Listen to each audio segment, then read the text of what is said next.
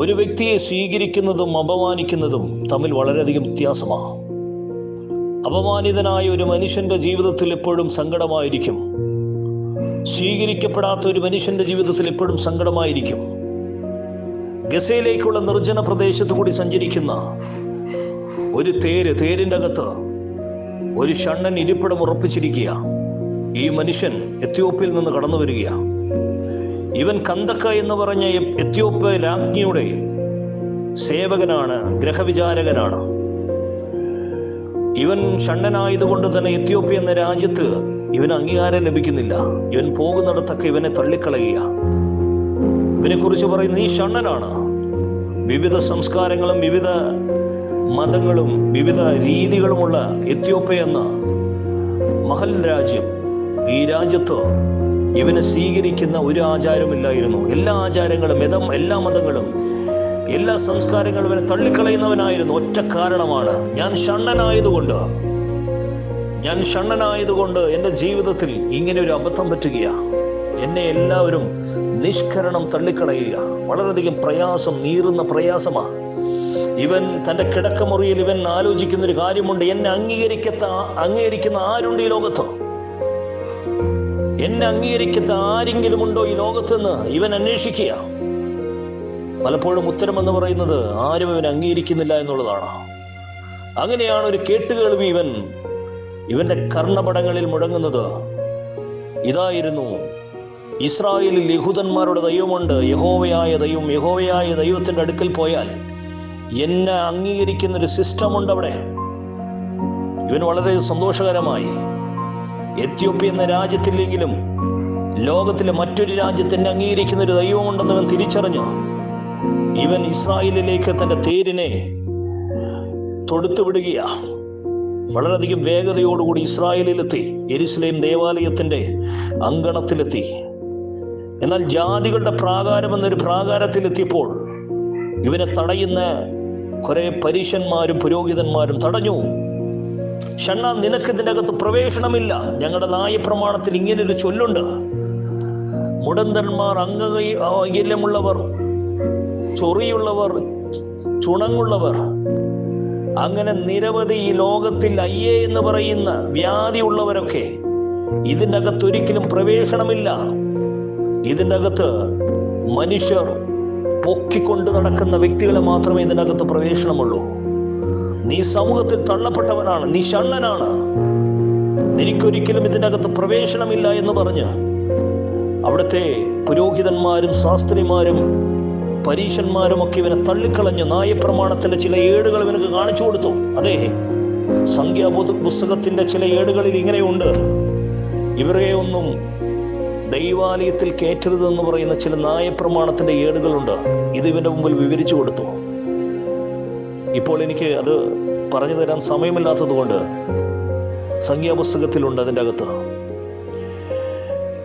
ഇത് കേട്ട മാത്രമേ തന്നെ നിരാശനായി. എത്രയോ ആയിരക്കണക്കിന് കിലോമീറ്റർ യാത്ര ചെയ്ത് ഞാൻ എന്നെ അംഗീകരിക്കുന്ന ഒരു ദൈവം ഉണ്ടെന്ന് അറിഞ്ഞ് ഞാൻ ഇവിടെ എത്തിയതാ. പക്ഷേ ദൈവത്തിന്റെ എന്ന് പറയുന്നവർ എന്നെ നിഷ്കരണം തള്ളിക്കളഞ്ഞു. ഞാൻ വളരെയധികം ദുഃഖിതനാണ്. ഇവൻ വളരെ ദുഃഖിതനായി തിരിച്ചു പോവുകയാണ് തൻ്റെ സ്വദേശത്തേക്ക്. അങ്ങനെ തേരും തുളിച്ചുകൊണ്ട് ഇവൻ നിർജ്ജന പ്രദേശത്തേക്ക് എത്തിയപ്പോൾ, ഗസയിലേക്കുള്ള നിർജ്ജന പ്രദേശത്തെത്തിയപ്പോൾ ഒരു ശബ്ദം, ഫിലിപ്പോസ് എന്ന വ്യക്തി ഇവനെ മാടി വിളിക്കുകയാണ്.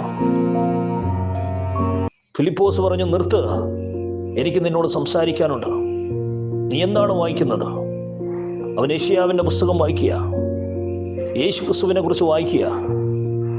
ഇവൻ തള്ളപ്പെട്ടു പോയവനാണെങ്കിലും ഇവന്റെ ഹൃദയത്തിൽ ചില ദൈവവചനം കൊളുത്തിയിട്ടുണ്ട്. ആ കൊളുത്തിയ ദൈവവചനം എങ്ങനെയാണ്? ആരും അംഗീകരിക്കാത്ത നിന്നെ അംഗീകരിക്കുന്ന ഒരു ദൈവമുണ്ടെന്ന് ഈ വചനത്തിന്റെ അകത്ത് എഴുതിയിട്ടുണ്ട്.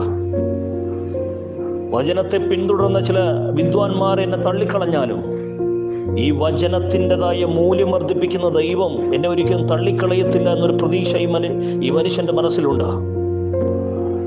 എന്നാൽ ദൈവം കണ്ടു ഇവന്റെ മനസ്സിനെ. ഫിലിപ്പോസിനോട് പറഞ്ഞു. ഫിലിപ്പോസ് അവിടെ വലിയ ക്രൂസൈഡ് നടത്തിക്കൊണ്ടിരിക്കുക. ആയിരക്കണക്കിന് ആളുകൾ സൗഖ്യമാകുക, ആയിരക്കണക്കിന് ആളുകൾ ഇവന്റെ പ്രസംഗം കേട്ട് വലിയ അത്ഭുതങ്ങൾ നടക്കിയ ഫിലിപ്പോസേ, നീ ഗസയിലേക്കുള്ള നിർജ്ജന പ്രദേശത്തേക്ക് എത്തണം. ഇത് പറഞ്ഞോ സാധാരണ ഒരു മനുഷ്യനാണെങ്കിൽ, ഇപ്പോഴത്തെ മനുഷ്യരാണെങ്കിൽ പറയും, ദൈവമേ, ഇവിടെ ആയിരക്കണക്കിന് ആളുകൾ എന്റെ പ്രസംഗവും എന്റെ അത്ഭുതം കേൾക്കാൻ നിൽക്കുക, നല്ല വരുമാനവും ഉണ്ട്, ഞാൻ ഇത് വിട്ട് ഒരു മനുഷ്യന് വേണ്ടി മരുഭൂമി പോകേണ്ട കാര്യമെന്താ? എന്നാ ഫിലിപ്പോസ് ഇറങ്ങിത്തിരിച്ചത് ആത്മാവിന്റെ ബലത്തിലാ. പരിശുദ്ധാത്മാവിന്റെ ബലത്തിൽ ഇറങ്ങിത്തിരിക്കുന്നവൻ ഒരു മനുഷ്യന് വേണ്ടിയെങ്കിലും ആയിരക്കണക്കിന് കിലോമീറ്റർ യാത്ര ചെയ്യുവാൻ അവൻ ഒരുക്കപ്പെട്ടവനാണ്. അവൻ ഇവിടുത്തെ സൽക്കാരവന് വിഷയമല്ല, ഇവിടുത്തെ വരുമാനവന് വിഷയമല്ല, ആയിരക്കണക്കിന് ആളുകളുടെ പെരുപ്പം വിഷയമല്ല, വലിയ ക്രൂസൈഡ് വിഷയമല്ല. അവന്റെ വിഷയം എന്ന് പറഞ്ഞ ഒരു ആത്മാവിന്റെ പുതുക്കം, ആ ഒരു ആത്മാവിന്റെ രക്ഷയാ. ഇത് മനസ്സിലാക്കിയ ഫിലിപ്പോസ് ദൈവത്തിന്റെ ശബ്ദം കേട്ട് അവൻ നിർജ്ജന പ്രദേശത്ത് മരുഭൂമിയിലേക്ക് യാത്ര തിരിച്ചു. അവിടെ ഒരു തേര് കടന്നു വരികയും ആ തേരിന്റെ അടുക്ക് ചെന്ന് പറഞ്ഞു, നിന്നെ രക്ഷിക്കുന്നൊരു ദൈവമുണ്ട്, കർത്താവായ യേശുക്രിസ്തുവാണ് എന്നെ അയച്ചത്. കാര്യങ്ങളെല്ലാം വിവരിച്ചു കളഞ്ഞപ്പോൾ ഈ എത്യോപ്യക്കാരനായ ഷണ്ണന് വളരെ ആശ്വാസമായി. ഞാൻ ഇവിടെ ആയിരക്കണക്കിന് കിലോമീറ്റർ യാത്ര തിരിച്ചു വന്നത് വെറുതെയല്ല, ദൈവം എന്നെ ബലപ്പെടുത്തുന്നു, ദൈവം എന്നെ കണ്ടിരിക്കുന്നു എന്ന് വ്യക്തമാക്കിയത് കൊണ്ട് അവന്റെ ജീവിതത്തിൽ ദൈവത്തിന്റെ പ്രവൃത്തി വെളിപ്പെടുകയാണ്. അങ്ങനെയാണ് ഈ മനുഷ്യന്റെ ജീവിതത്തിൽ വലിയ ദൈവിക പ്രവൃത്തി വെളിപ്പെടുന്നത്.